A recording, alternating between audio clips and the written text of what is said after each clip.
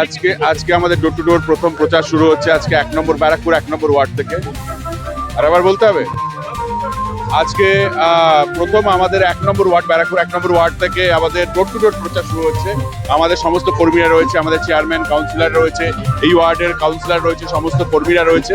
আমরা মানুষের বাড়ি বাড়ি যাব এবং আমার মনে হয় মানুষ খুব এক্সাইটেড, এখানকার মানুষজন, যে আমরা কখন আসবো, আমাদের সঙ্গে দেখা হবে তাদের।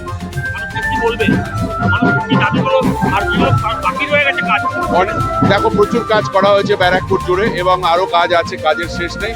যে কাজ বাকি আছে সেগুলো হবে, আরো নতুন কাজ হবে। মানুষের পাশে ছিলাম, মানুষের পাশে থাকবো।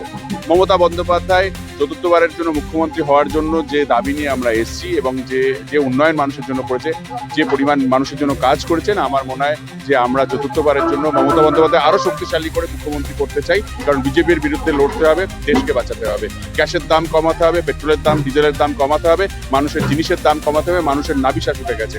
অতএব এই বিজেপি সরকারের পতন চাই।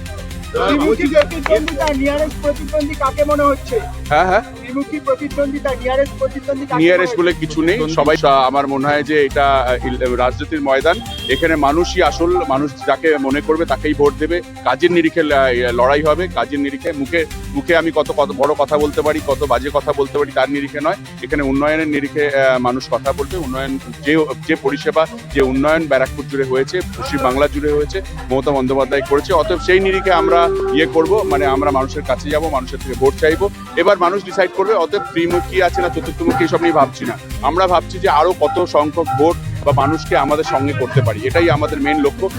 বিরোধী বা এরা থাকবেই, এরা কত ভোট পাচ্ছে বা এরা কি বলছে সেটা দিয়ে আমরা কনসেন্ট্রেট করছি না। বিরোধীদের পরিবর্তন প্রভাব পড়বে, কি পরিবর্তন করে উঠবে? মানে পরিবর্তনটা কি হবে? গ্যাসের দাম বেড়ে যাবে, পেট্রোলের দাম বাড়বে, ডিজেলের দাম বাড়বে, এটা পরিবর্তন? মানুষকে আরো বেশি প্রবলেমের মধ্যে ফেলে দেওয়া পরিবর্তন? কি পরিবর্তন? মানুষকে এই দেশ, সারা ভারতবর্ষে কি পরিবর্তন হয়েছে?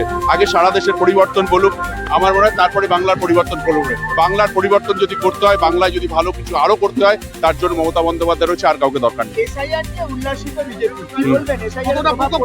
কোনো প্রভাব পড়বে না। আরো বেশি সংখ্যক ভোট, 2021-এর যে ভোটে আমরা জিতেছি তার থেকে বেশি সংখ্যক ভোটে আমরা এবারে আরো বেশি সংখ্যক, ডবল ভোটে জিতবো আর মিনিমাম।